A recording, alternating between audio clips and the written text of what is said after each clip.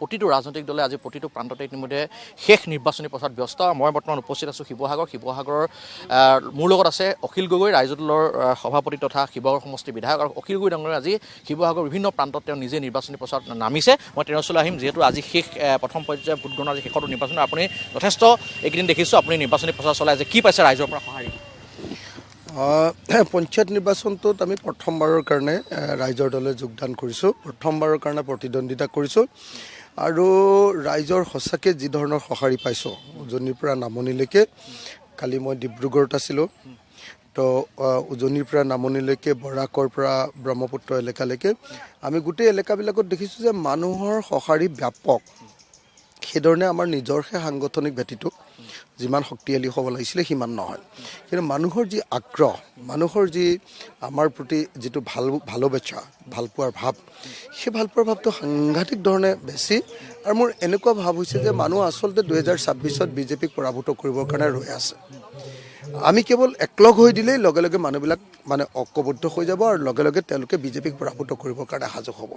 সেইকাৰণে পঞ্চায়ত নিৰ্বাচনে মোক বিশেষকৈ ৰাইজৰ দলৰ সভাপতি হিচাপে মোক কনফিডেঞ্চ দিছে, মোক মানে বিজেপি যে পৰাভূত কৰিব পৰাকৈ একেবাৰে এতিয়া এই মুহূৰ্তত ভংগুৰ, সেই কথাটোকে মোক ইতিমধ্যে কনভিন্স কৰাইছে এই পৰিস্থিতিয়ে। আৰু মই আশা কৰিছোঁ যে নিশ্চিতভাৱে আমি আগবাঢ়িব পাৰিম। আপোনালোকে সকলোৱে জানে যে পঞ্চায়ত নিৰ্বাচনত আমি বেছি চিটত ইলেকশ্যন খেলাই নাই, চিলেক্টেড সীমিত আসনত আমি ইলেকশ্যন খেলিছোঁ আৰু এই সীমিত আসনৰ ভিতৰত আমি নিশ্চয় ভাল ৰিজাল্ট কৰিম। আপুনি প্ৰতিটো মুহূৰ্তত, আপুনি এই মুহূৰ্ততো কিন্তু আপোনাৰ যিসমূহ বিৰোধী দল আছে প্ৰতিটো বিৰোধী দল, বিশেষকৈ কংগ্ৰেছৰ লগত আপোনালোকে আসন বুজাবুজিৰ মাজেৰে বা মিত্ৰতাৰ মাজেৰে আপোনালোকে আচলতে নিৰ্বাচনী বৈতৰণি পাৰ হোৱাৰ কাৰণে বা নিৰ্বাচনত একেলগে খেলাৰ কাৰণে আপোনালোকে চেষ্টা কৰে। তাৰ বিপৰীতে কিন্তু যদি কংগ্ৰেছৰ স্থিতিটো চায়, এতিয়াও আজিৰ তাৰিখতো আচলতে কংগ্ৰেছে আপোনাৰ লগত সেই যিটো সৌহাৰ্দ্যমূলক আচলতে যিটো সম্পৰ্ক ৰক্ষা কৰি চলা নাই বা আপোনাক এতিয়া আক্ৰমণৰ লক্ষ্য কৰি লৈছে, সেয়া লাগিলে ভূপেন বৰাই হওক, লাগিলে বা আমাৰ গৌৰৱ গগৈ হওক, কি ক'ব এই ক্ষেত্ৰত? হয়, মানে এইটোৱে প্ৰব্লেম। কংগ্ৰেছে আচলতে বিজেপিক টাৰ্গেট কৰাৰ পৰিৱৰ্তে বিৰোধী ঐক্যমঞ্চৰ মানুহবিলাককহে টাৰ্গেট কৰে। কংগ্ৰেছক আমি ইমান বাৰম্বাৰ ক'লোঁ যে পঞ্চায়ত নিৰ্বাচনত একলগ হোৱা দৰকাৰ, একলগ হ'লে মানুহবিলাক সঁচাকৈ আমাৰ ভাল হ'ব, ভাল ৰিজাল্ট হ'ব আৰু তেতিয়া মানুহৰ মাজত গ্ৰাছৰুটলৈকে আমি এটা উৎসাহ লৈ যাব পাৰিম।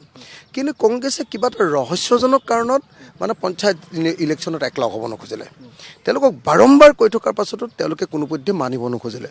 এতিয়া প্ৰমাণ কৰে যে কংগ্ৰেছে আচলতে বিজেপিক হৰুৱাবৰ কাৰণে তেওঁলোকে বুদ্ধি কৰি থকা নাই। দৰকাৰ হ'লে ৰাইজৰ দলক হৰুৱাব, দৰকাৰ হ'লে তেওঁলোকে অসম জাতীয় পৰিষদক হৰুৱাব, আমাক দুৰ্বল কৰিব, দৰকাৰ হ'লে দৰকাৰ হ'লে তেওঁ হিমন্ত বিশ্ব শৰ্মাকে শক্তিশালী কৰিব, কিন্তু তথাপি অখিল গগৈ বা লুৰিণজ্যোতি গগৈক শক্তিশালী কৰিবৰ কাৰণে তেওঁলোকে কেতিয়াও স্পেচ দিব নিশ্চয়। তাৰ কাৰণটো বোধহয় এইটোৱে যে 2026 চনত যাতে আমাক কম চিটত তেওঁলোকে প্ৰতিদ্বন্দ্বিতা কৰিবৰ কাৰণে সুযোগ দিব পাৰে, কম চিটতে যাতে আমি মান্তি হওঁ, তাৰ কাৰণে চাগে আমাৰ ওপৰত প্ৰেছাৰ দিবৰ কাৰণে তেওঁলোকে এই কামটো কৰি আছে। আৰু শেহতীয়াকৈ কালি গৌৰৱ গগৈ আপোনাৰ স্থিতিটোক লৈ, তেওঁলোকে ওলোটাই আপোনাৰ স্থিতিটোক লৈ, ৰাজনৈতিক স্থিতিটোক লৈহে আচলতে গৌৰৱ গগৈয়ে প্ৰশ্ন কৰিছে বা আপোনাক বিভিন্ন ধৰণৰ আচলতে সমালোচনাই থকা কৰিছে। গতিকে এই ক্ষেত্ৰত আপুনি কি ক'ব? মানে গৌৰৱ গগৈৰ ভূমিকাটো দুৰ্ভাগ্যজনক এইকাৰণে যে গৌৰৱ গগৈক আমি ইলেকশ্যনত জিকোৱাৰ পাছত 2024 লোকসভা নিৰ্বাচনত জিকোৱাৰ পাছত একবাৰৰ কাৰণেও আমাৰ দলৰ কৰ্মীবিলাকক তেওঁ মাত দিবলৈ নাহিলে। বাৰম্বাৰ অনুৰোধ কৰাৰ পাছতো তেওঁ এবাৰৰ কাৰণেও মাত দিবলৈ নাহিলে আৰু তেওঁ এবাৰো ৰাজহুৱাকৈ নক'লে যে ৰাইজৰ দলে আমাক বহুত সহায় কৰিছে। এইটো দুৰ্ভাগ্যজনক। তাৰ পাছতে যিটো উপ নিৰ্বাচন হ'ল, সেই উপ নিৰ্বাচনটোত তেওঁ ৰাইজৰ দলক অস্বীকাৰ কৰি অকলে গোটেই অসমত নিৰ্বাচন খেলিবৰ কাৰণে স্থিৰ কৰিলে, বাকী দলবিলাককো অস্বীকাৰ কৰিলে। তাৰ ফলস্বৰূপে তেওঁলোকৰ লগত আমাৰ এটা দ্বন্দ্ব হ'ল। এইবাৰ আকৌ পঞ্চায়ত ইলেকশ্যনত মই বাৰম্বাৰ কৈছিলোঁ যে আমি একেলগতে পঞ্চায়ত ইলেকশ্যনটো বিৰোধী দলবিলাকে খেলিব লাগে।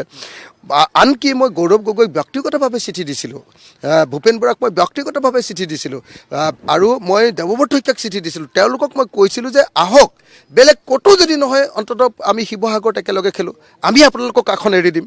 কিন্তু তাৰ পাছত তেওঁলোকে কি কৰিছে, ৰংপুৰ নিচিনা জিলা পৰিষদত য'ত আমি জিকাটো 100% কাটাং, তাত তেওঁলোকে মুছলমান কেণ্ডিডেট উঠাই আমাৰ ভোট ভাঙিবৰ কাৰণে চেষ্টা কৰিছে।